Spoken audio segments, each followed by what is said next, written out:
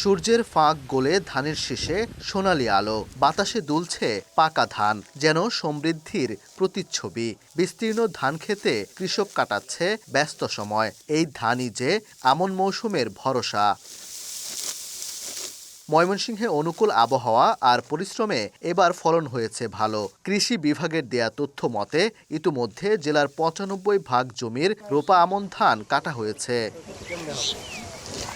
ঘাম ঝরানো শ্রমে মাঠে ভরা ধান তুললেও দাম পাওয়া নিয়ে দুশ্চিন্তার শেষ নেই কৃষকের মনে।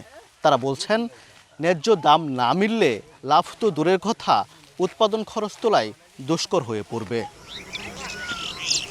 দাম নিয়ে তো অবশ্যই চিন্তা, এবং বেচবার গেলে অনেক ঝামেলা হয়।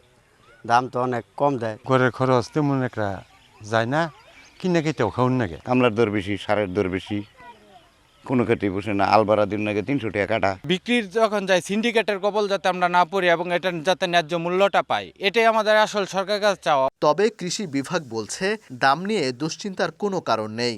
অব্যাহত রয়েছে মনিটরিং। আর কৃষি অর্থনীতিবিদরা মনে করছেন, কৃষকের ন্যায্য মূল্য নিশ্চিত করতে হলে সরকারি সংগ্রহ ও বিপণন ব্যবস্থাকে আরও শক্তিশালী এবং সহজ করতে হবে।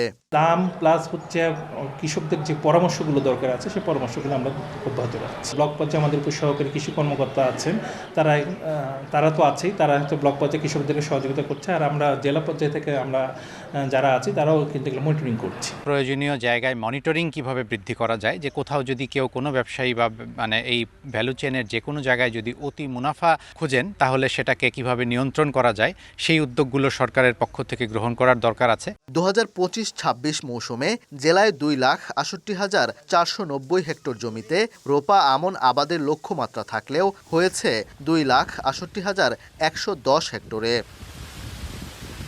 ওবায়দুল হক, সময় সংবাদ, ময়মনসিংহ।